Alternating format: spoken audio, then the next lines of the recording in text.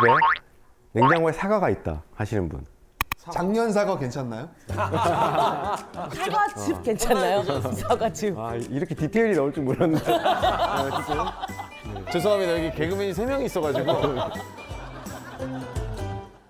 요즘 집에 냉장고에 사과가 있다고 하면 대부분 부자라고 하죠, 그죠?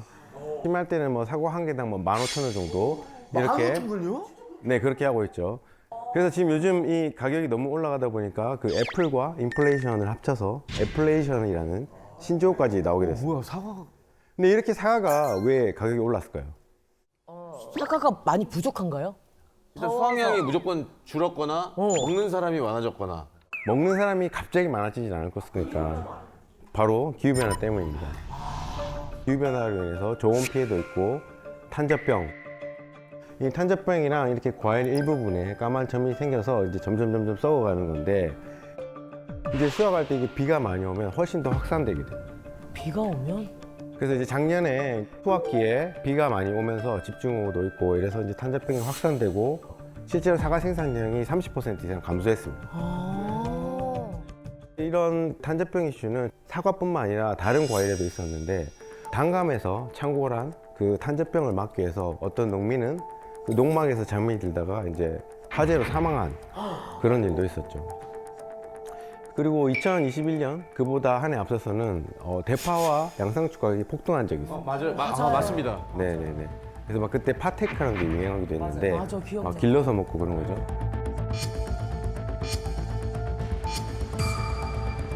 그래서 이런 지금 농산물의 가격 급등이라든지 뭐 수요 공급의 불안정 이런 것들은 결국에 우리가 지금 체감할 수 있는 기후변화의 시그널이죠. 위기의 징조고 가격만 오르면 사실은 다행인 거죠.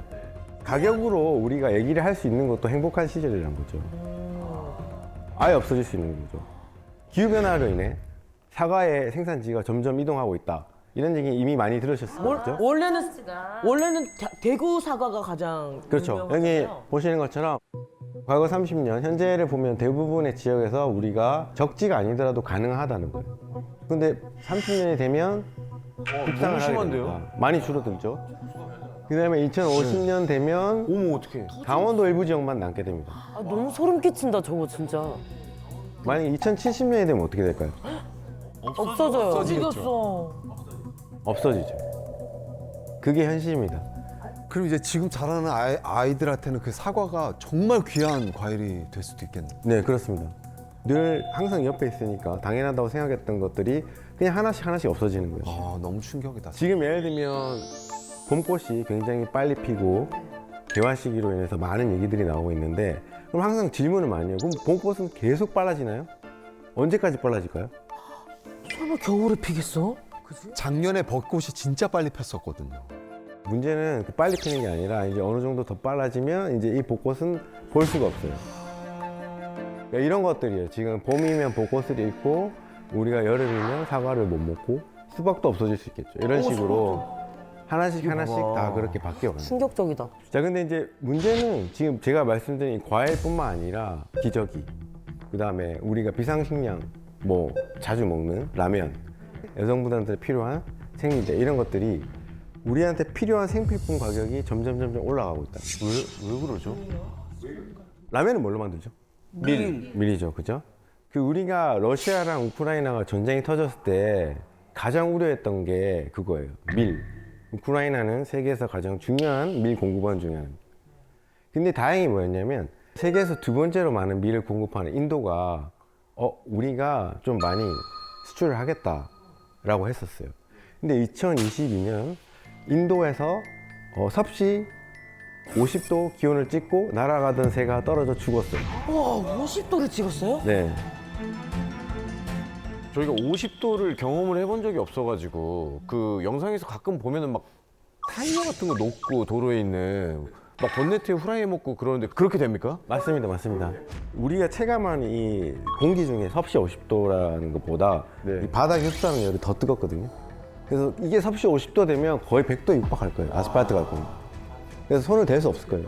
네, 자동차도 마찬가지고 그 열을 흡수하는 물질은 여러분들 절대 손 댈 수 없을 정도로 뜨거울 거예요. 자, 그래서 이제 어떤 일이 벌어지냐면 인도 총리가 마음을 바꾼 거예요. 자기네들 밀 공급에 문제가 생길 것 같으니까 수출 금지령을 내려버렸죠. 어머. 저 그럼 어떻게 될까요? 밀 소비하는 국가들은 난리 나겠네요. 난리가 나고. 길이 막혀버리니까. 그 전해 미국도 엄청난 가뭄이 들어서 밀 생산량이 줄어든 상태였어요. 그 세계적인 공급망이라고 하는 곳에서 밀에 대한 공급에 문제가 생긴다는 게 예측이 된 거죠. 면화 같은 경우에도 미국이 텍사스가 이제 주요 생산지인데 텍사스주에 엄청나게 큰 가뭄이 든 거죠. 예, 거기는 이제 가뭄이 들면서 면화 생산에도 문제를 일으킨 거예요. 아, 비가 안 왔구나, 거긴 또. 그리고 같은 해 세계 5위인 면화 생산국 그 파키스탄에서 엄청나게 큰 홍수가 발생합니다. 그래서 이제 이런 식으로 면화도 공급망에 문제가 생기기 때문에 우리가 쉽게 접할 수 있는 물건이지만 가격이 올라갈 수밖에 없는 거예요. 그럼 지금 오르고 있는데 시작된 거네요. 그렇죠. 이제 한국 같은 경우에는 이제 우리가 이게 조금 걱정이 되는 게 뭐냐면 저기 이제 한국은 전 세계에서 7번째로 많은 양의 식량을 수입해 가고 있어요. 우리는 많은 식량을 수입에 의존하고 있기 때문에 다른 나라에서 벌어지는 기후변화 영향도 우리가 또 동시에 받을 수밖에 없는 거죠. 우리나라에서 뭐 한자병으로 인해 사과의 공급망에 문제가 생기고 사과값이 오르는 것뿐만 아니라 인도에 밀 공급이 문제가 생기면 우리나라의 라면, 짜장면, 칼국수 가격이 오르거나 내용량이 줄겠죠. 어떡하냐 이제. 나 너무 슬퍼 지금. 기후변화로 인한 식량 위기가 우리에게 어떤 문제를 일으키는지를 보여주는 아주 그 역사적인 사례가 있습니다. 마야 문명. 오, 마야 문명 알죠? 그렇죠. 네. 네, 마야 문명은 중앙아메리카에서 굉장히 번성했던 도시 문명이었죠. 8세기에 인구가 1,500만 명이 넘는 굉장한 문명이었거든요. 지금 1,500만 명이면 거의 우리 서울 수도권 인구 정도 되니까 굉장히 큰 그 문명이었는데 한 번에 사라진 거예요. 어떻게 그러지? 연기처럼 팍 사라진 거예요. 마야가 왜 사라졌느냐에 대한 거는 사실 미스터리로 남아 있었어요. 사실 막 그 서점에 가면은 그런 책들 있거든. 마야 문명 왜 사라졌을까? 그럼 보면은 외계인이 가장 왜? 유력한 설로. 맞아 그런 얘기. 나사에 계셨으니까 알지 않으실까요? 그러면 알고 계십니까? 나사의 입장도 한번 들어봅시다. 예. 나사 입장은 아니고요. 실제로 전 세계에 이제 한 24개 국가의 과학자들이 모여서 수년 동안 이거를 분석하고 알아봤더니 마야 문명이 붕괴했던 시기랑 중앙아메리카에서 굉장히 심각한 가뭄이 왔던 시기가 일치했던 거예요. 가뭄이 왔구나. 그렇죠. 물 부족. 왜냐면 마야인들에게 중요한 거는 그 옥수수, 콩, 호박 등의 그 작물이 굉장히 중요한데 얘네는 특히 이제 옥수수를 중요하게 생각했어요. 마야인들에게 옥수수란 그게 단순한 식량이 아니라 본인들의 왕은 옥수수의 신이고 본인들은 세계는 옥수수 밭이다. 아 진짜. 이 정도로 생각을 했기 때문에 가뭄이 들어 옥수수 농사가 힘들어지자 이제 뭐 많은 사람이 굶어 죽고 결국에는 문명이 사라지게 됩니다. 이게 뭐 100% 기후변화 때문이야라고는 다시 말할 수 없을 것 같아요. 근데 중요한 거는 여러 가지 그런 과학적인 연구 결과들이 분명 얘네는 큰 관련성이 있다라고 이제 지칭을 하는 거고 사실 인간이 살고 있는 인류 역사를 보면 세계 뭐 1차 대전, 뭐 2차 대전 우리는 엄청난 그런 전쟁을 겪었지만 문명이 사라진 적은 없어요. 맞아요. 기후변화는 결국 이 문명을 사라지게 할 정도의 강력한 그 위력을 발휘했다는 거죠. 와. 정말 공포스러운 얘기네. 그렇죠. 우리가 옛날에 그 기후변화 포스터 보면 가장 많이 나오는 문구가 뭐였죠? 지구가 아파요. 아 예. 어떻게 다 알고 계시네. 진짜 강하게 있었어. 주입식. 진짜로. 근데 문제는 지구가 아픈 걸로 끝나는 게 아니란 거죠. 최근에 기후변화가 너무 심해지면서 기후변화로 인해서 인간에게 직접적인 영향을 끼칠 것인가에 대한 연구들이 막 이제 활발해지고 있어요. 예를 들면 이제 뉴욕 시립대학교 퀸스 칼리지라는 데에서 허리케인 샌디가 태아의 정신 건강에 어떤 영향을 미쳤는지 그런 것들 연구를 했는데 그 결과 이제 엄마 뱃속에서 겪었던 그 허리케인의 그 간접적 경험이 아이의 뇌 건강에 영향을 끼친다. 그래서 태아 때 이 허리케인에 노출된 아이는 그렇지 않은 아이에 비해서 ADHD 위험이 60배. 응? 60배? 그다음에 행동장애 위험이 20배. 어머. 여자아이는 불안장애 위험이 20배. 우울증 위험이 30배. 이렇게 증가한다고 알려졌습니다. 엄마 뱃속에 있는데도 그 그렇죠. 모든 환경이 다 이게 직접적으로 닿는 거예요. 예, 그 저도 사실 굉장히 놀랐는데 우리가 뭐 폐교나 이런 것들이 중요하다는 걸 생각해 보면 충분히 그럴 얘기네. 예, 가능성은 있을 거라고 보고 심지어 이제 또 다른 연구에서 보면 이런 극한 기온 폭염이라든지 한파라든지 이런 것들에 노출되면 조산 위험이 평균 60% 이상 증가한다고 또 알려져 있어요. 이런 일이 있어. 저는 그 좀 안타까운 이야기를 들었는데 기후학자들께서는 그래서 요즘 자녀를 안 가지신다고. 안돼. 미래가 너무 지금 비관적으로 예측이 돼서 저는 이제 근데 조금 다른 관점을 가지고 있어요. 미래 세대도 분명히 중요한데 미래 세대의 일이라고 하는 순간 어쩌면 이제 이거는 내 일이 아니야 라는 느낌으로 이렇게 뒤로 빼는 거죠. 사실은 그래서 제가 말씀드린 건 지금 성인 있는 사람들이 훨씬 더 힘들어질 거예요. 어른들은 그래도 이제 갖출 게 다 갖춰져 있고 네. 저희는 괜찮지 않을까요? 네네, 그렇죠, 그렇죠. 폭염이나 이런 폭우 이런 것들은 사실상 이제 어느 정도 견딜 수가 있는 거죠. 예를 들면 뭐 너무 폭염이 심하다, 에어컨 틀면 되고 폭우 올 때 안 나가면 되는 거죠. 근데 기본적으로 그렇게 대처를 할 수가 있는데 전염병은 또 다른 문제. 여러분들이 이제 아마 코로나를 통해서 간접 경험을 했잖아요. 전염병이 얼마나 사회를 바꿔놓을 수 있고 우리에게 큰 영향을 끼치는지. 근데 지난 2010년 이전에 국내에서는 한 번도 발생 안 했던 라인병이라는 게 지난해 역대 가장 많이 발병을 했어요. 라인병이 라인병이란 거는 이제 진드기가 전파하는 질병이에요. 아, 진드기가 사람을 물면 감염이 발생해서 이제 몸에 문제가 생기는 건데 심하면 뭐 부정맥, 뭐 기억상실, 안면마비 이런 것까지 온다고 해요. 오, 심하네. 또 하나는 이제 말라리아. 네, 이런 것도 사실은 이제 많은 정부의 사업으로 줄어드는 추세였는데 다시 이제 환자가 늘어나고 있죠. 다시요? 예. 왜냐하면 이게 기후변화로 인해서 대체적으로 따뜻해지고 있잖아요. 온난화가 되면서 이제 겨울이 줄고 진드기와 모기 이런 것들 매개체, 이 질병을 전할 수 있는 매개체가 서식할 수 있는 그런 기간이 늘어난 거예요. 그러니까 확률적으로 더 이런 것들이 문제를 많이 일으킬 수 있는 상황으로 바뀌어가고 있는 거죠. 사람이 싸워야 될 적이 계속 늘어나네요. 뭐 그렇다고 볼 수도 있죠.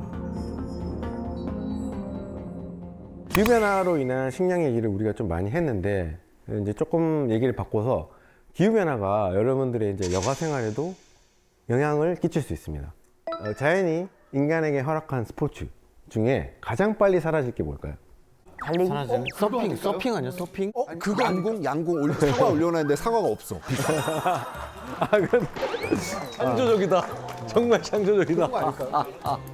비싸서 어떻게 보면 그런 것들은 좀 힘들지만 하거나 대체할 수 있을 것 같아요. 근데 완전히 사라질지도 모르는 운동은 바로 스키죠. 스키!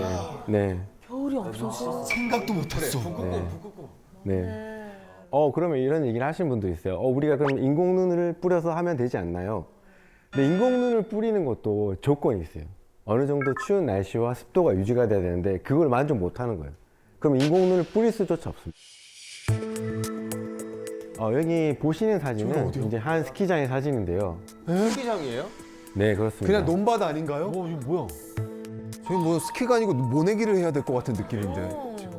저거는 이제 지금 유럽에서 굉장히 유명했던 일입니다. 뭐 프랑스, 스위스 이런 데서 이런 일이 있었고 지금 한 가지 흥미로운 거는 원래 그 한국의 스키장하고 달리 유럽의 스키장은 대부분 자연설에 의존을 하고 있거든요. 근데 최근에 그 유럽의 스키장에서 한국의 그 인공눈 제설하는 기술을 배우겠다고 합니다. 아, 진짜요? 왜 그럴 수밖에 없는 상황이죠. 기후 변화가 된다는 증거네요. 그러니까 이제 유럽도 과거처럼 자연설에 의존하는 게 아니라 인공눈을 뿌릴 수밖에 없게 된 거죠. 근데 점점 그렇게 변해갈 건데 근데 여기서 우리가 단순히 눈을 이게 그냥 뭐 우리의 레저로만 생각하는 게 아니라 눈은 기후변화, 이 지구 시스템에서 굉장히 중요한 역할을 하고 있어요. 이제 우리가 눈이 내려서 이렇게 땅에 쌓여 있는 거를 스노우팩이라고 합니다. 얼굴에 이렇게 마스크팩 하는 것처럼 팩. 근데 날이 추우면 눈이 내려서 이제 녹지 않고 이렇게 켜켜이 계속 쌓여 있는 그 상태를 얘기하는데 이 온난화가 되면서 스노우팩 두께가 점점 얇아지고 있어요. 왜냐면 따뜻하니까 내린 눈이 금방 녹아버려요. 그래서 이제 가장 쉽게 보이는 게 이제 스키장의 케이스인데, 근데 이게 사라지면 그냥 눈이 사라지는 걸로 끝나는 게 아니라 지금 있는 이 온난화보다 훨씬 더 온난화가 가속화돼요. 그렇지. 열을 내려줄 수 있는 게 없으니까. 네, 비슷한 내용인데요. 보통 우리가 이 하얀색 물질, 이 물질은 태양빛을 많이 반사합니다. 이 땅을 데울 수 있는 에너지를 다 반사하는 거죠. 근데 눈이 녹게 되면 어떻게 될까요? 그대로 받아버리겠죠. 그 에너지가 그대로 다시 예. 땅으로 들어오겠죠. 그럼 땅을 데우는 거예요. 그러면 그 옆에 있던 눈이 높겠죠. 또 녹겠죠. 아, 그래서 이렇게 연쇄적으로. 계속 가고 있습니다. 지구와 마찬가지. 북극에 따뜻해지는 이유가 똑같은 거예요. 북극의 빙하가 녹고 눈이 녹으니까 햇볕이 더 많이 들어오죠. 더 따뜻해지죠. 그러면요, 저희 모든 사람들이 다 흰 옷을 입고 다니면 아니 근데 저도 그 생각 해봤어요. 북극에도 그 약간 구멍난 부분을 흰색 페인트로 이렇게 좀 메꾸면 두 분께서 말씀하신 거는 실제로 공학적 해결 방법 중에 하나예요. 공학적 해결 방법 중에 하나예요. 진짜요? 네, 네. 맞는 얘기 하는 겁니다. 네, 맞는 얘기 그래서 지금 하다니까. 훌륭하셔. 기후공학 기술이라는 게 있어요. 클라이밋 엔지니어링이라는데 공학 기술로서 기후변화 문제를 해결해 보겠다. 예를 들면 아주 간단한 건 우리가 화이트 루프, 하얀 지붕이에요. 하얀 지붕. 그리스 산토리니. 그러니까요. 그게 떠올랐거든요. 온통 하얗잖아요. 그러니까.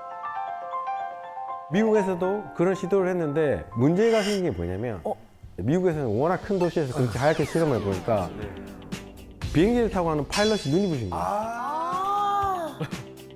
그럴 수도 있네, 또. 그래서 지금 미국의 한 연구소에서는 하얗진 않지만 얘는 하얀색과 같은 반사를 할 수 있는 물질을 개발하고. 그래서 처음 시작은 이런 거예요. 도로를 하얗게 하면 되는 거 아니에요? 네, 여기서 출발하는 거죠. 그다음에 또 하나 중요한 것이 이제 땅을 이게 덮고 있는 눈이 사라져서 그러면 점점 땅이 쉽게 마르게 됩니다. 왜냐하면 이 눈은 이 수자원의 주요 공급원 중에 하나거든요. 눈이 어느 정도 덮여 있고 이런 것들이 서서히 녹아서 지하수도 되고 하천수도 되고 강으로도 흘러가고. 그래서 이런 것들이 부족하면 어떤 일이 벌어지느냐? 산불이 더 세져요. 건조해지고 이게 수분이 없으니까.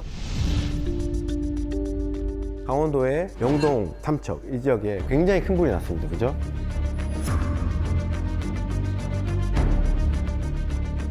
헬기로 막 물 나르고. 근데 그게 왜 그렇게 큰 불이 날 수밖에 없었느냐?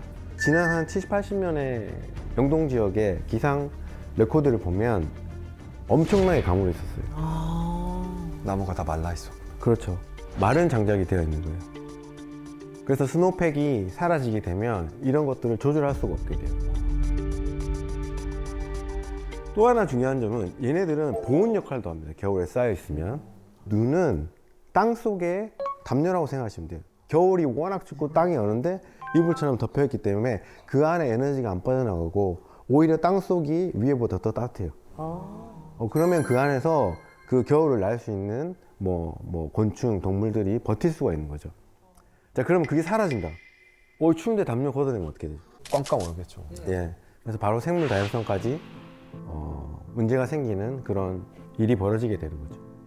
단순히 기후변화로 눈이 사라진다는 거는 좋아하는 스키가 사라진다는 차원이 아니라 더 큰 문제들이 하나씩 추가적으로 발생할 수 있다. 그러니까 이제 우리가 이런 것들을 앞으로 이제 조금 신경 써서 봐야 되겠죠. 2024년 올 7월에 열리게 될 그 파리 올림픽 선수촌의 실제 방입니다. 근데 이게 2020년 도쿄 올림픽에 등장했던 골판지 침대 또다시 등장하게 됐죠. 그리고 보면은 에어컨이 지금 안 보여요. 네, 빌트인도 안 돼 맞습니다. 있고. 네, 맞습니다. 왜 그러냐면 지금 보통 우리가 더위를 판단하는 지표가 있어요. WBGT라는 습도 온도가 있는데 그걸 가지고 올림픽을 할 수 있는 컨디션이 된다 안 된다 이런 것들을 판단하는 과학적 지표가 있는데 분석을 통해서 보면 실제로 2050년 정도 되면 서울 비롯해서 일단 도쿄, 아테네, 뉴욕 이런 전 세계 도시 중에 63%인 122개 도시에서는 아예 올림픽 개최가 불가능하다라고 전망을 하고 있어요. 아, 슬프다. 그래서 이제 이런 식으로 파리 올림픽 자체에서 기후변화에 대응하는 탄소 배출량을 절반으로 줄이는 기후변화 시대에 맞는 새로운 올림픽을 하겠다. 그럼 응원해야죠. 플라스틱 쓰레기는 땅 위에 그대로 쌓여서 거대한 산을 형성했어요. 높이요. 인도에 있는 18층 높이의 쓰레기 이게 뭐야? 산은 그 높이가 점점 높아지고 있는 중입니다. 아휴. 와. 자연 발화? सबसे ज्यादा डर लगता है सबसे ज्यादा महसूस करते हैं हम इस चीज के लिए कि इतनी इसकी कितनी गंदी स्मेल है क्या बीमारी हमें अंदरूनी पैदा करती है फील होता है अंदर से जब सांस लेते हैं तो छाती में चेस्ट में दर्द होता है और हमें कैसे नहीं है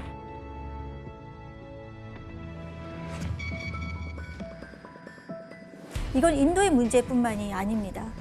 아프리카에는 옷 쓰레기가 강을 이루고 있고 아프리카가 저렇게 됐어.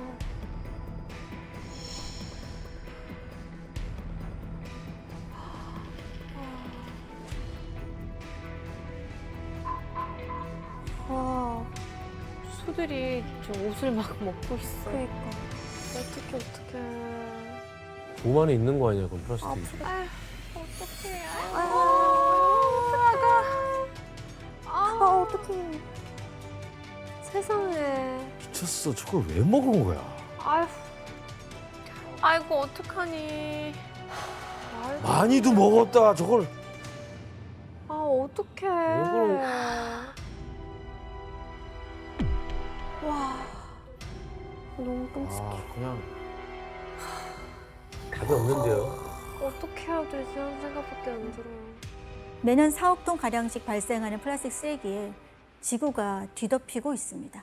그래서 근데 이렇게 많은 플라스틱 쓰레기가 그냥 뭐 해결 안 되고 계속 방치되는 이유는 어떤 거예요? 가장 큰 이유는 플라스틱이 오랫동안 썩지 않기 때문인데요. 플라스틱 쓰레기가 얼마나 분해가 안 되는지 알 수 있는 사례가 있습니다.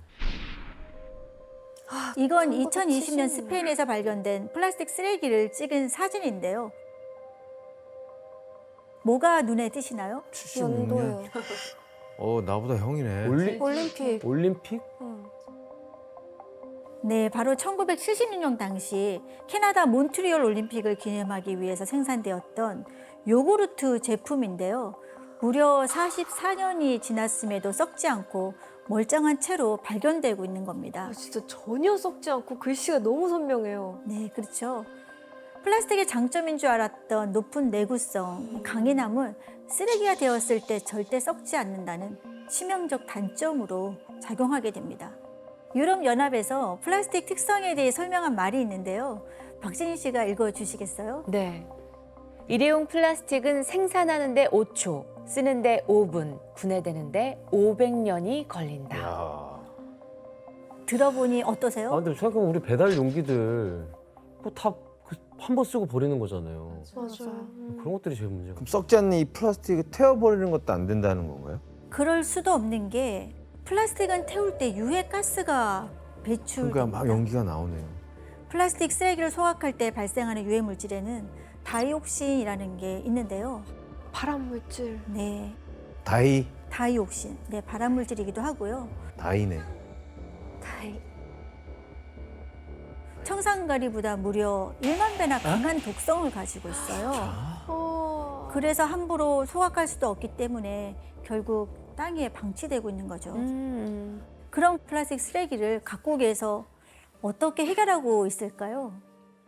가장 큰 문제가 선진국의 경우 이 쓰레기를 개발도상국에 버리고 있다는 겁니다. 이걸 바로 쓰레기 식민지 현상이라고 합니다. 선진국 쓰레기들은 수출이라는 명목하에 후진국에 버려지고 있는데요. 그런데 몇 년 전 이런 사태가 더 심각해지는 사건이 있었습니다. 그동안 제조업에 필요하다며 세계 최대의 쓰레기 수입국 역할을 하던 중국이 2018년부터 더 이상 외국의 쓰레기를 받지 않겠다라고 선언한 거예요. 그 여파로 개발도상국으로 가는 쓰레기 양이 4배 이상 늘면서 피해가 더욱 심각해졌습니다.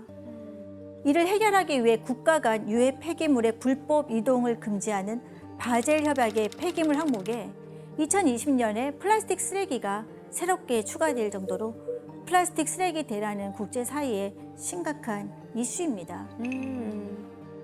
박진희 씨, 개발도상국은 왜 선진국의 쓰레기를 이렇게 받게 된 거죠? 제가 이제 환경운동가로 활동하게 되면서 알게 된 사실인데 개발도상국이 선진국의 쓰레기를 받는 이유는 돈이 되기 때문이에요.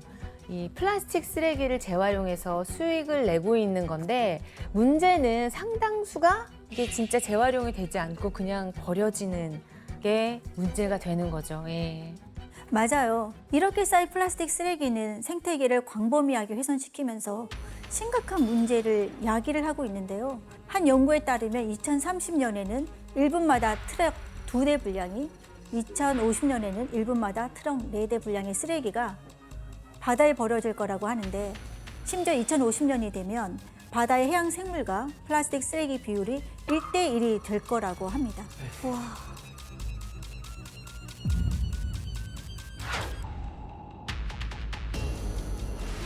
인도양의 섬나라 몰디브엔 관광객이 버리고 한 플라스틱 쓰레기가 잔뜩 쌓여 있습니다. 이런 쓰레기는 바다로 흘러들어가 아름다운 해안은 쓰레기로 오염됩니다.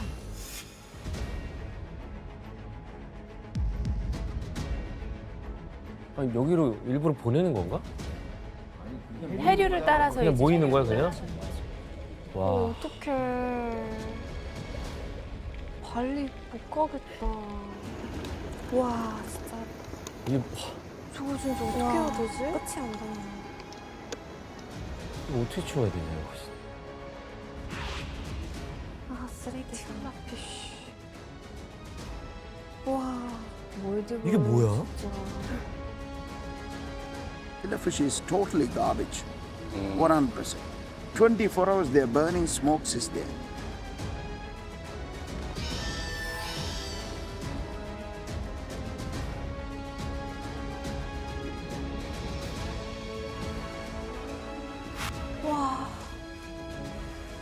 이거 어떻게 치워야 되냐 이거 진짜. 그런데 이렇게 쏟아지는 플라스틱 쓰레기 때문에 목숨이 위태로운 존재들이 있어요. 과연 누굴까요? 목숨이 있대로. 뭐 바닷가 물고기들이 있죠. 해양 생물들. 네, 특히 그렇습니다. 고래. 바로 바다가 삶의 터전인 해양 생물들에 대한 이야기인데요.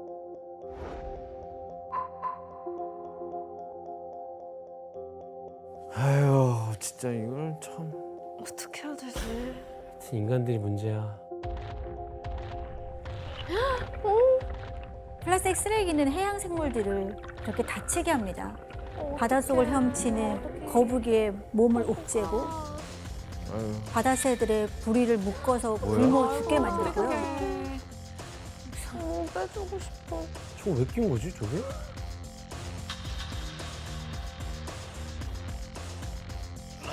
거북이 아유. 나 저거 못 보겠어. 아 진짜. 못 봐.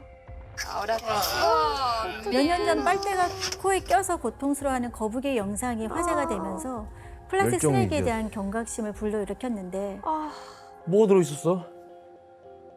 얼마나 아팠을까. 숟가락? 이번에는 플라스틱 포크가 코에 낀 거북이가 나오면서 상황은 여전히 나아지지 않았고 있다는 걸 말해주고 있습니다. 아, 저거 잘라내는 영상. 목줄. 목줄? 목에 뭐가 아, 어떡해. 쇠사슬. 아유. 플라스틱 끈은 아프겠다. 점점 깊게 살갗을 파고들면서 수산업을 우리를 하면서 저런 고통스럽게 로프나 하죠. 이런 게 너무 많이 쓰이니까. 어떡해. 너무 아팠겠다. 잘리기 직전인 거죠. 아, 너무 불쌍해.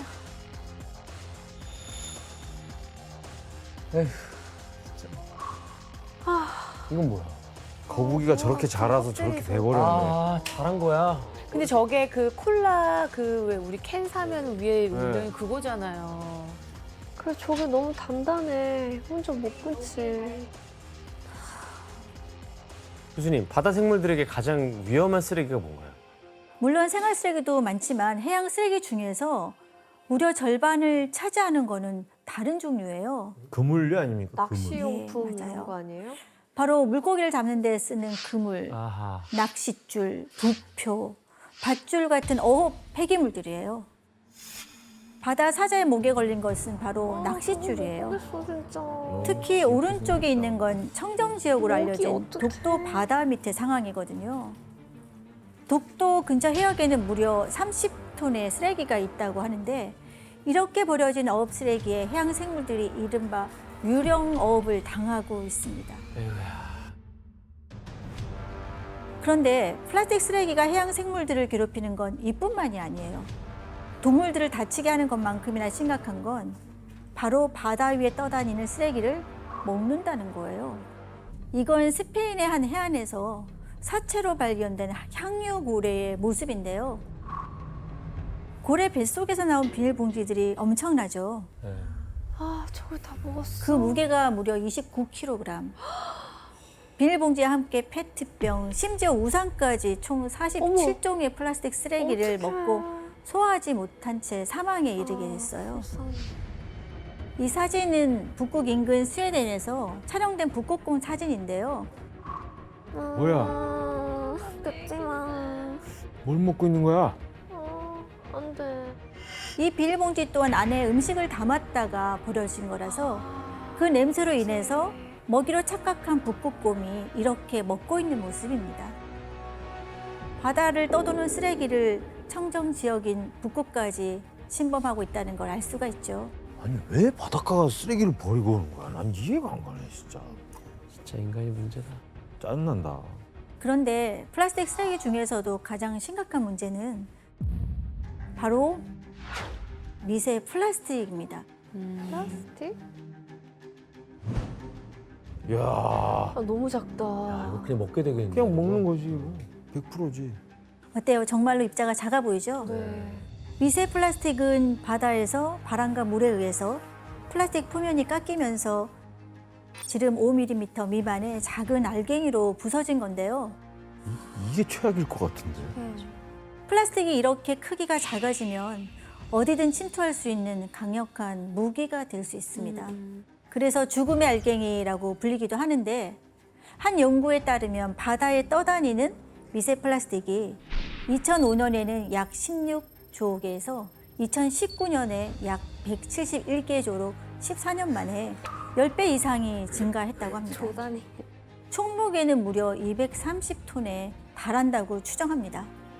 이런 미세 플라스틱은 해양뿐 아니라 토양에서도 심각한 오염의 원인이 됩니다.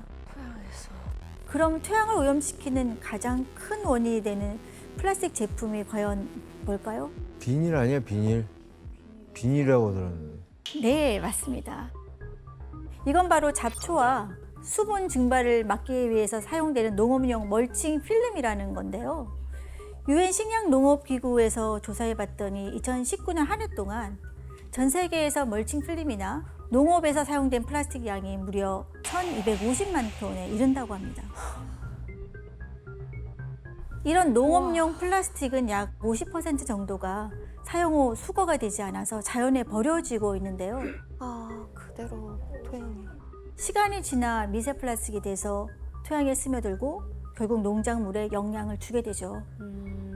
혹시 그럼 이거는 우리가 먹는 그 먹거리랑 아주 깊은 관련이 있겠네요. 맞습니다. 네. 그림을 보면서 설명을 하도록 하겠습니다. 예.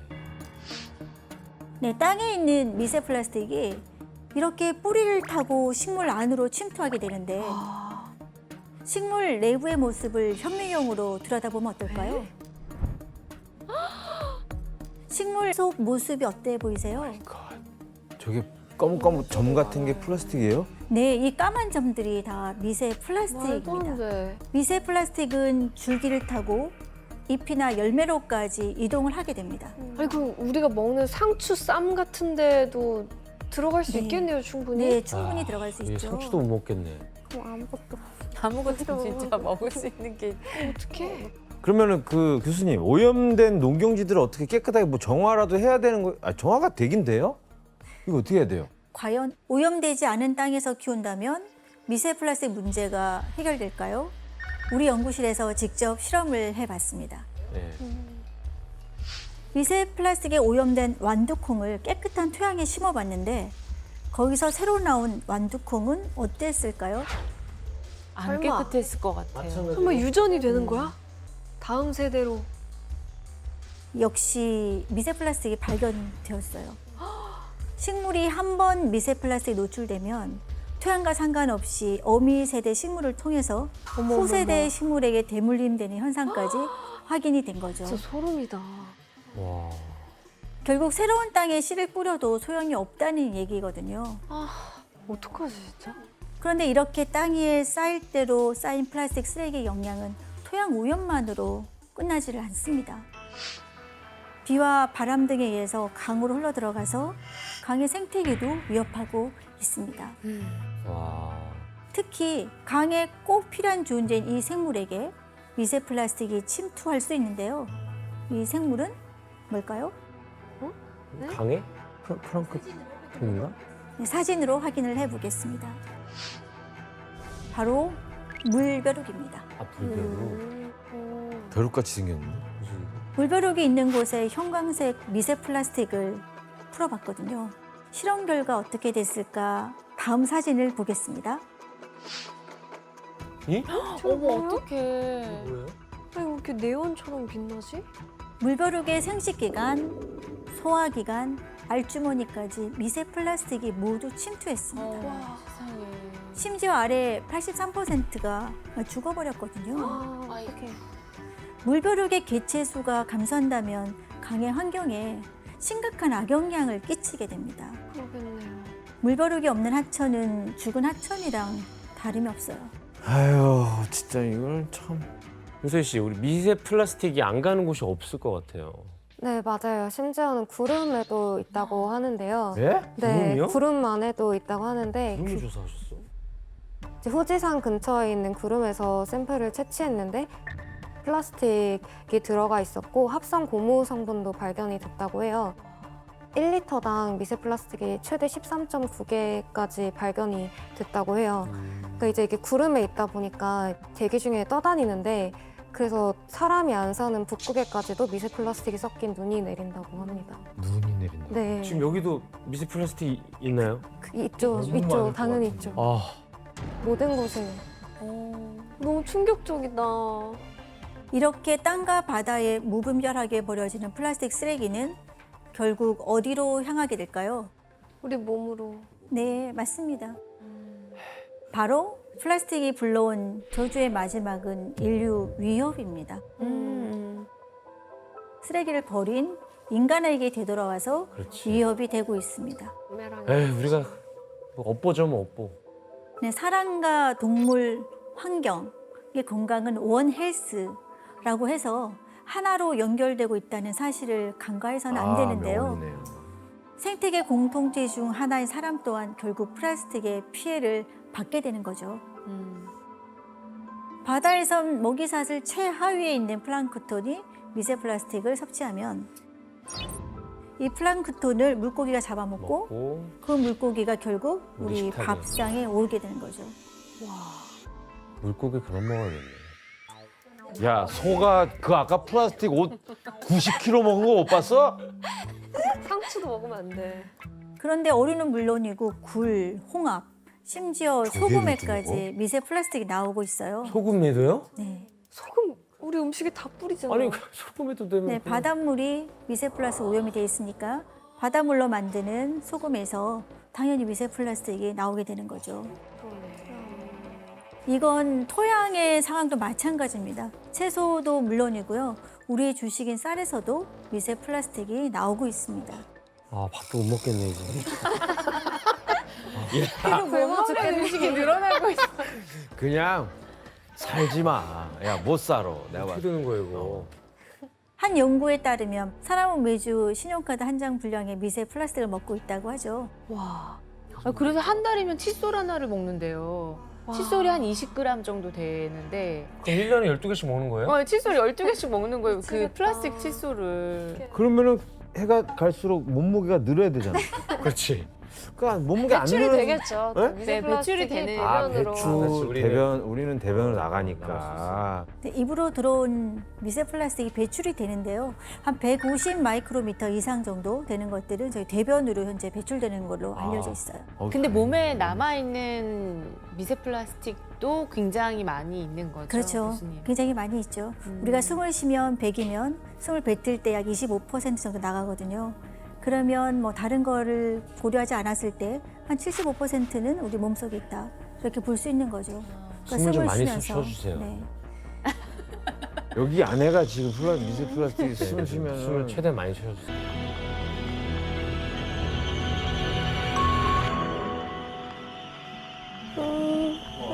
너무 귀여운데. 귀여워.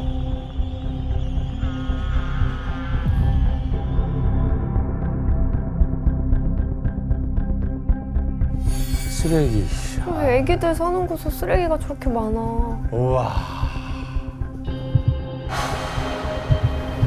어머, 어떡해. 예, 새들이 이렇게 플라스틱을 먹다가 기도가 막혀서 죽거나 또는 위장이 플라스틱으로 꽉 차서 영양실조로 굶어 죽기도 합니다.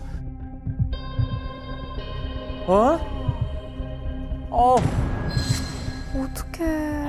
아니, 컴퓨터 하는 데 같아. 말도 안 된다. 뭐가? 라이터! 아 말도 안 돼요 진짜.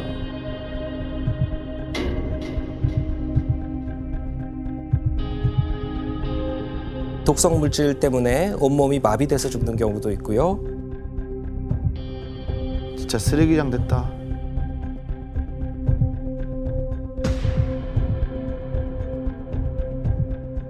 알바트로스라 너무 미안하다 진짜. 너무 안쓰러워요 너무, 진짜. 너무 참담해요. 왜 플라스틱을 먹이는 거예요 근데?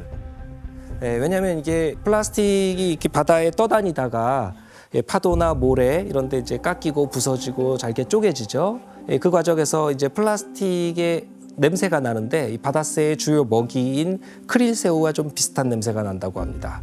이제 그런 바다새들이 이걸 먹이로 오인해 가지고 예, 그래서 이거를 먹는 거죠. 그러다 보니까 바다에 사는 새들의 90% 정도가 플라스틱을 먹고 있다는 그런 연구도 결과가 나오기도 했죠. 그러니까 사실 알바트로스는 한 1, 2년 사이에 알 한 개밖에 안 나는 애지둥지로 기르는 완전 이제 모성에 강한 동물이라고 하더라고요. 그래서 이제 새끼를 위해서 100km 이상 가는 거리 가가지고 먹이를 잡고 다시 갖다 주는 거 되지만 새끼를 위해서 이렇게 멀리까지 갔는데 결과적으로 새끼의 목숨까지 빼앗게 되는 그런 비극이 되게 되는 거죠. 이렇게 바다를 터전으로 살아가는 해양 생물들 중에서 무려 90%가 플라스틱 쓰레기로 인해서 고통받거나 목숨을 위협받고 있는 상태라는 겁니다. 그리고 플라스틱 쓰레기가 이 지구 환경과 바다에 미치는 또 다른 위협은 바로 미세 플라스틱의 공격 때문인데요. 아, 미세 플라스틱.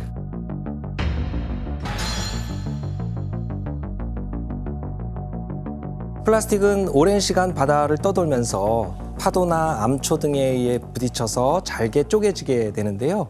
그러다가 지름이 이제 5mm 미만으로 아주 작아진 입자를 우리가 미세 플라스틱이라고 부릅니다.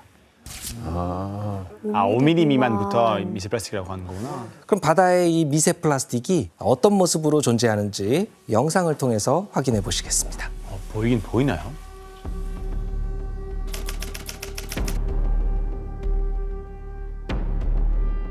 거품 같은데요? 저거. 아, 저 작은 쓰레기들이구나. 아, 다 부서져 나온 플라스틱인가 보다. 아니 저거 안 없어질 것 같은데? 아, 이거 쓰레기 잡고 있는 거구나, 이거. 와. 저 작은 조각들이 다 플라스틱인 거잖아요. 근데 저거는 건져내기도 힘들 것 같아. 아유. 어떡해. 아, 플라스틱. 네, 영상 속에서 본 이 미세 플라스틱은 우리가 지금까지 봤던 그런 플라스틱 쓰레기하고는 크기부터 차이가 있죠.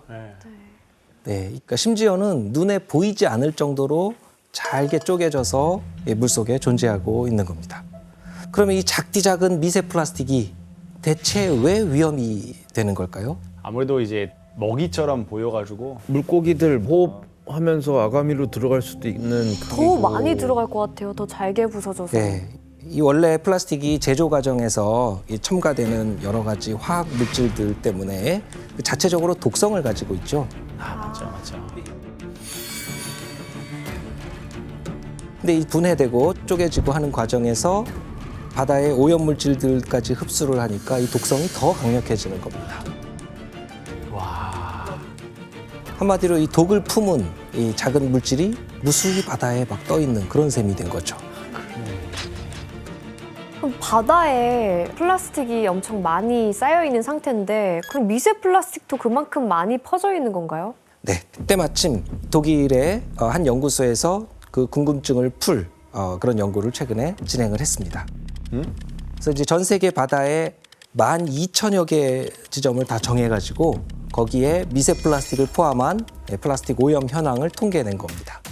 과연 어떤 결과가 나왔을지 지도로 한번 확인해 보겠습니다. 너무 징그럽다 근데 플라스틱.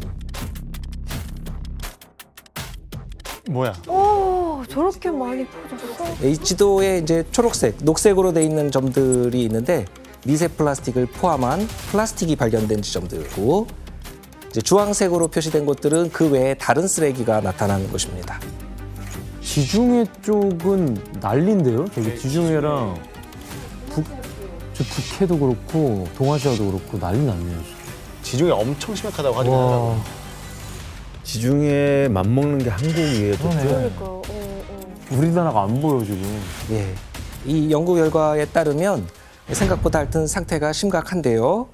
이 전체 조사 대상 해수면 이 해역들에서 1제곱킬로미터당 평균적으로 3,000개 이상의 플라스틱 쓰레기들이 있었고 또 미세 플라스틱이 무려 20만 개, 20만 개 정도가 발견이 됐다고 합니다.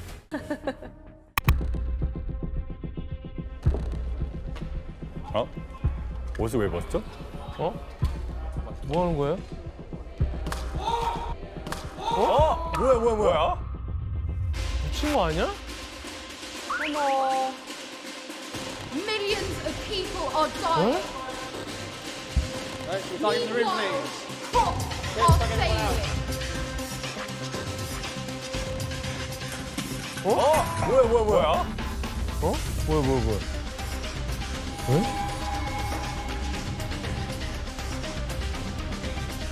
Ladies and gentlemen, we are sorry for the disruption. Please do not communicate.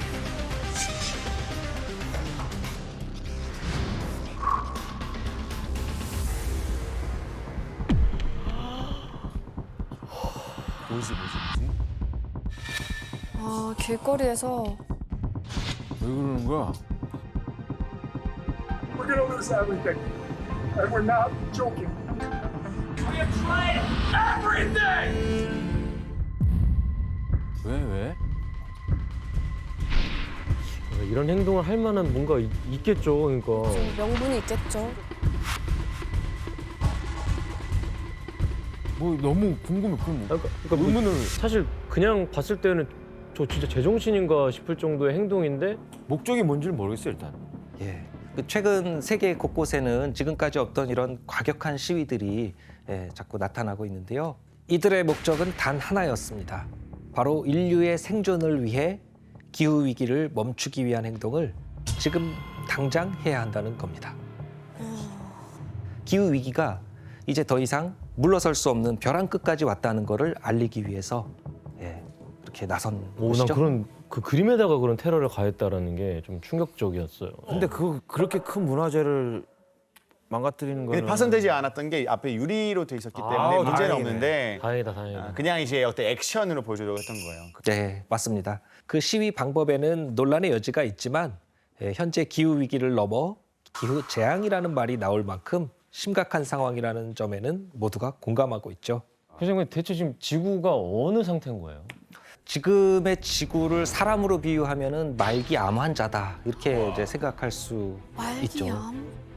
왜? 그것도 온몸 곳곳에 암세포가 다 전이된 그런 상태로 봐야 됩니다. 진짜 지금까지 어떤 주제보다 제일 무서워. 맞아요. 그러니까 저희가 항상 과거에 대해서 좀 많이 알아왔는데 지금 미래를 대비하기 위해서 저희가 배워야 되는 거잖아요. 교수님, 오늘 여행지 어딘가요? 예, 최근 벌어진 기후 변화의 원인을 파헤치기 위해서 인도양을 대표하는 나라 호주로 떠나보겠습니다. 참고시의 나라. 웰컴 투 호주. 근데 이게 너무 아름다운 이 호주를 기후 위기의 원인을 찾기 위해서 온 게 맞나요? 예, 세계사에서 이 중요한 분기점을 만들어왔던 그 기후 변화가 2019년 이전과 다르게 이례적이고 아주 극단적으로 나타나기 시작을 합니다. 이때 이제 큰 악재가 닥친 곳이 바로 호주였죠. 대체 호주에서 무슨 일이 발생했었는지 알기 위해서는 먼저 지구 환경에 어떤 변화가 있었는지부터 짚어볼 필요가 있습니다. 그래서 그래프를 하나 보면서 이야기를 나눠보겠습니다. 네. 뭐야 이거 어떻게 알아? 이거는 이제 지난 2000년 동안 지구의 평균 온도를 나타낸 그래프입니다. 인류는 이제 문명이 시작된 후부터 이렇게 따뜻한 기후가 이어지고 그러면서 농업 생산력도 좋아지고 또 인구가 번성하고 도시도 발달하고 기후 변화에 이제 영향을 많이 받아왔대요. 그런데 그 후에 또 정반대의 상황이 펼쳐지게 됩니다. 소빙하기라고 부르는 그런 시기인데요. 지구 온도가 이제 낮아지기 시작을 하죠. 그래서 소빙하기가 되면서 세계 곳곳에서 아주 심각한 가뭄, 대기근, 대규모 전염병 이런 것들이 이제 나타나게 되죠. 그 당시 흑사병 피해가 컸던 것도 이 기후 변화로 인한 그 대기근 영향이다. 이렇게 이제 추측이 되고 있죠. 그래서 우리나라도 17세기 조선시대 때 경신 대기근 그 당시에 수십만 명의 사람들이 죽었다는 그런 기록이 있고요. 그러면 이 소빙하기 이 시기에 지구의 온도가 얼마나 내려갔던 걸까요? 그래봤자 마이너스 0.5도 아니에요? 마이너스 0.5도까지 안 갔는 것 같은데. 예, 한 0.2도 이 정도 낮아진 건데 이 작은 온도 차이가 지구의 기후를 바꾸고 인류의 생존과 세계사에 지대한 영향을 미쳤던 거죠. 그러니까 소빙하기라고 해도 굉장한 기온차가 있는 건 아니었네요. 예, 지금 저 그래프상 2000년대는 확 올라갔는데 그러면은 너무 위험해 보이는데? 그렇죠. 그러면은 저때 무슨 일이 생겼던 걸까요? 산업혁명. 그렇습니다. 예, 산업화. 예, 산업혁명이 있었죠. 산업혁명이 있고 나서부터 인류는 이제 물질적으로 전례 없이 풍요한 이런 시대로 맞이하게 되는데 이때부터 우리가 공장, 기차, 자동차, 발전소 이런 것들을 이제 기하급수적으로 늘려오니까 불과 100년 만에 1.1도 이렇게 올라간 것입니다. 이렇게 급격하게 올라간 이런 거는 지구 역사상 유례가 없는 그런 일이죠. 최근 200년에 너무 급격한데요? 네. 그러니까 저만큼 0점 몇 했는데도 뭔가 이상 변화들이 생기는데 지금 1.1도가 이렇게 올라간다면 굉장히 심각하게 뭔가가 변화가 오겠네요. 맞습니다. 지구 전체 평균 온도, 더군다나 기후에서 이 1.1도가 올랐다는 거는 아주 심각한 문제라는 거고요. 여러분들 그 히로시마에 투하됐던 원자폭탄 아시죠? 네. 예, 그 원자폭탄 하나 떨어졌을 때 아주 큰 피해를 입었잖아요. 네. 그런데 지난 수십 년 동안 이 지구에는 그 히로시마에 투하됐던 그런 원자폭탄 같은 규모의 폭탄이 1초에 4개씩 터지는 그 정도의 열 에너지가 매년 흡수가 되고 있는 겁니다. 4개씩이요? 예. 그만큼 많은 열 에너지가 지구에 축적이 되니까 지구 전체에서 온도가 올라갔죠. 그 온도가 이제 바로 1.1도 올라갔다는 겁니다. 그 더 심각한 문제는 지구 온도가 상상 이상으로 급격하게 빠른 속도로 이렇게 올라가고 있는데 지금은 그거보다 하나 더 많은 1초에 5개씩 터지는 1초에 5개씩 터지는 그 정도 수준의 에너지가 지구 전체에 흡수가 되고 있는 것이죠.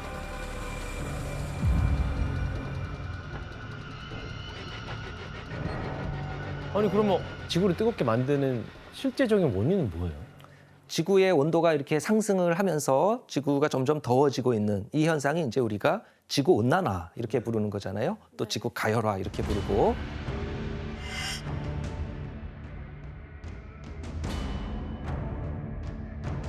지구 온난화를 만든 핵심 원인 이거는 우리가 배출한 그 온실가스, 그 온실가스 농도가 증가했기 때문에 그런 것이죠. 각종 이제 산업 현장, 발전소, 또 교통수단 이런 데서 이산화탄소 같은 온실가스들이 계속 나오고 있는 거죠. 근데 왜 가스로 인해서 그게 그렇게 되는 거예요? 네. 그러니까 정상적인 지구 환경 시스템 상태에서는 태양에서부터 지구로 이제 열 에너지가 이렇게 오게 되면 우주로 보내는 열 에너지하고 태양에서부터 들어오는 열 에너지가 같았죠. 네. 똑같은 양이어서 지구의 온도 변화가 없이 안정적으로 기후가 유지가 됐던 것인데 근데 산업화 이후에 우리가 온실가스를 많이 배출을 하고 하니까 지구를 마치 온실처럼 만들게 된 거죠. 그래서 온실 효과가 점점 강해지면서 지구의 열 에너지가 점점 더 많이 축적이 되고 있는 비닐하우스를 씌운 거네요. 맞습니다. 지금도 온실가스를 우리가 전 지구적으로 보면 한 370억 톤 이 정도씩 배출을 하고 있습니다. 와. 네. 이제 배출하는 양 자체를 급격하게 줄이지 않으면 안 될 정도로 지금 너무 많이 배출을 하는 거죠.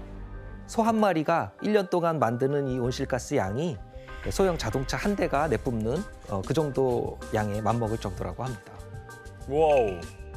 결국 지난 100년 동안 전 세계에서 육류 소비량이 이제 급증을 하다 보니까 사육되는 소의 수가 점점 늘어나서 현재는 10억 마리까지 늘어났고요.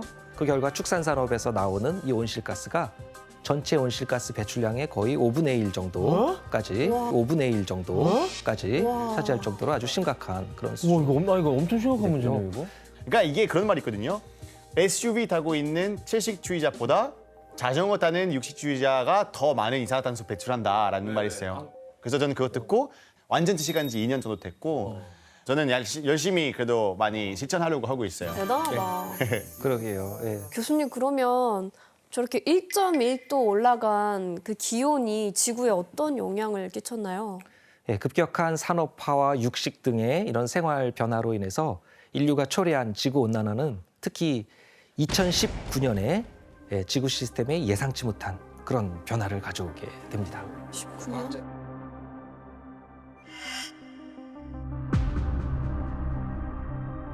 그리고 이때 인도양의 기후 관측 역사상 전례를 찾아보기 어려운 그런 대이변이 발생을 했습니다. 바로 인도양의 이 동쪽하고 서쪽 사이에 온도 차이가 무려 2도까지 이렇게 올라가게 됩니다. 뭐지? 근데 저희는 사실 체감상 2도는 별거 아닌 거라고 느껴지는데. 이 바닷물의 수온이 온도가 쉽게 변하지 않는 것이고 이게 상당히 거대한 영역이기 때문에 여기에 수온이 바뀐다는 거는 엄청난 열이 거기에 공급이 됐거나 또는 엄청난 열이 빠져나갔거나 이런 거대한 열의 변화를 말합니다. 규모가 다르구나. 그래서 인도양 양 끝에 나타난 이 2도의 차이는 심각한 기상이변을 예고하는 무서운 전조였습니다. 이로 인해서 바로 최악의 재앙이 닥친 나라가 호주였던 겁니다.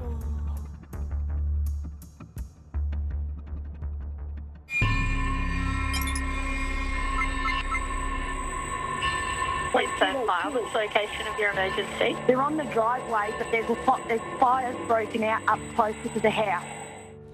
그리고 모든 국민을 이 공포와 혼돈으로 내몰았던 끔찍한 재해가 바로 초대형 산불이었죠.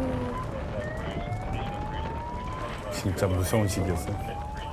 아니 이게 진짜 전 세계 뉴스 다 나왔잖아요, 이거.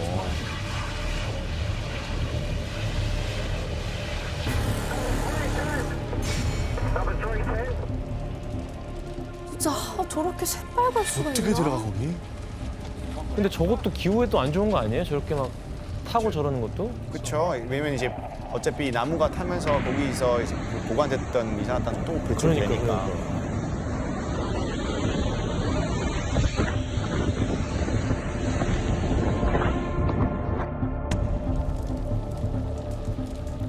와, 저 빨간 하늘 보세요. 와 진짜 지옥이다, 지옥. 와, 너무 무서워. 초기에 불이 붙은 곳은 호주 동남부의 뉴 사우스 웨일스 주하고 이제 퀸즐랜드 주의 두 군데였습니다.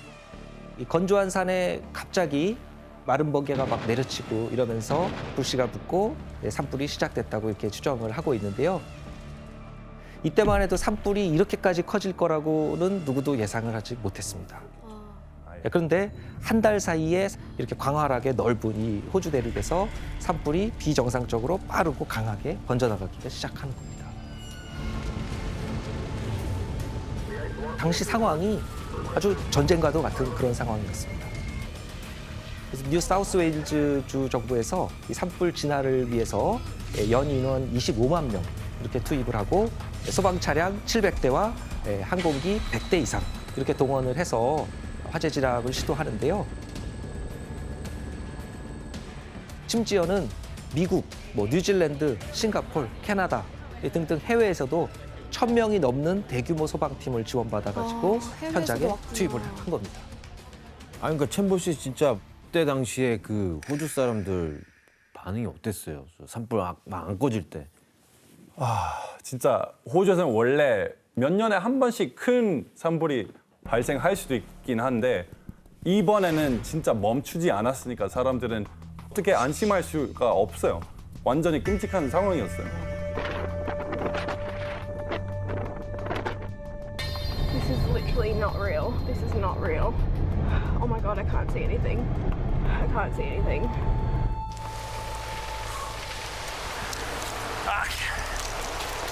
That's massive, man. I've never seen that before. Huge. It's frightening. It's a monster. It's ravenous. 교수님 그러면 이 산불이 왜 이렇게 무서운 속도로 번진 거예요?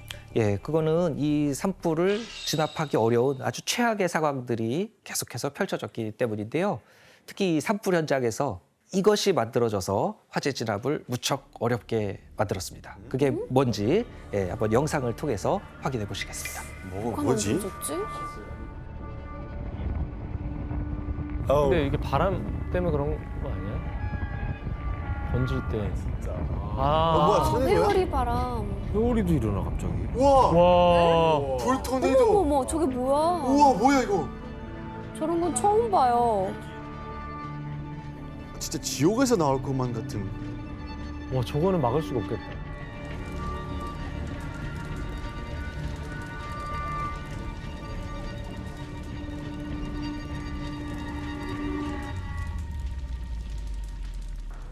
아니 근데 저거는 어떻게 하면 저렇게 생기는 거죠? 예, 이거는 이제 화염 토네이도, 파이어 데블 이렇게 부르는, 즉 불의 악마라고 부르는 그런 현상인데요.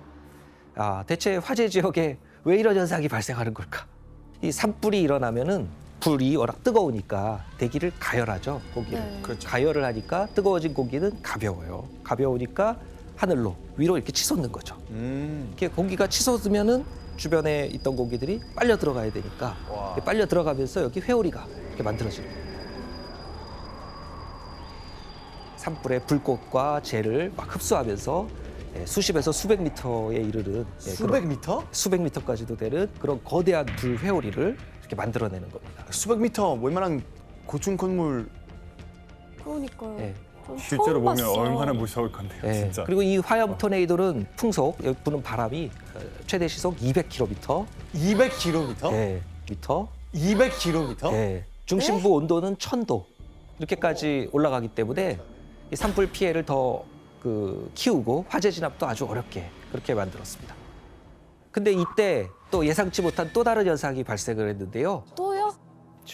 지금도 못 막는 수준인데 문제가 더 있어요? 조금 더 정확하게 이야기하면 마른 번개입니다. 마른 번개. 마른 하늘의 날벼락이네요, 그러면. 네, 이 비 한 방울 내리지 않는 뜨거운 하늘에서 느닷없이 마른 번개가 치는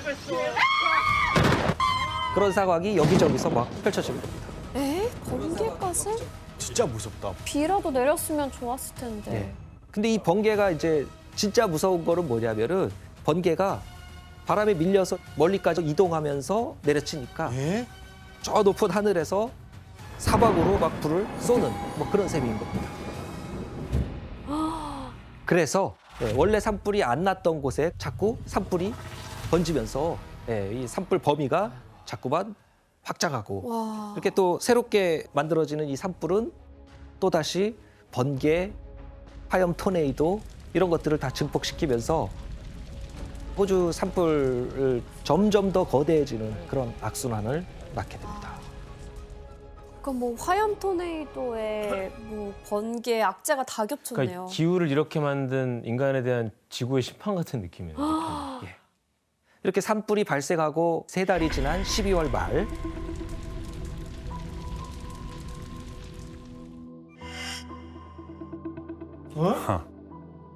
불난굿이에요, 저게?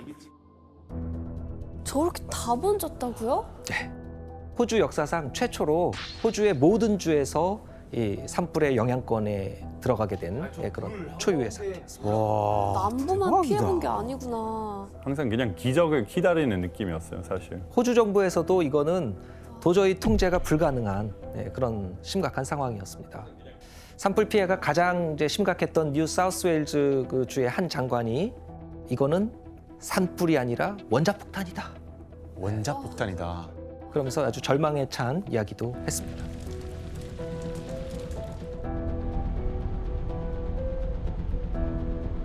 (2020년 1월) 주구슬에는 또다시 호주를 대혼란에 빠뜨리는 그런 일이 발생하게 됐습니다.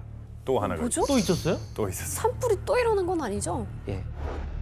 몇 달째 이어진 최악의 산불로 큰 피해를 입은 호주 남동부 지역에 갑자기 우박이 쏟아졌고 거대한 먼지 폭풍까지 발생했습니다.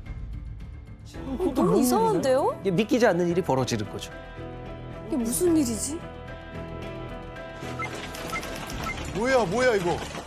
아니 뭐야 이게?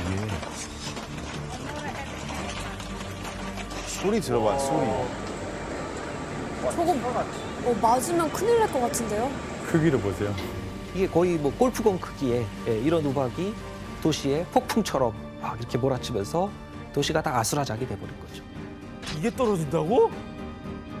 I have never ever seen anything like this in my life.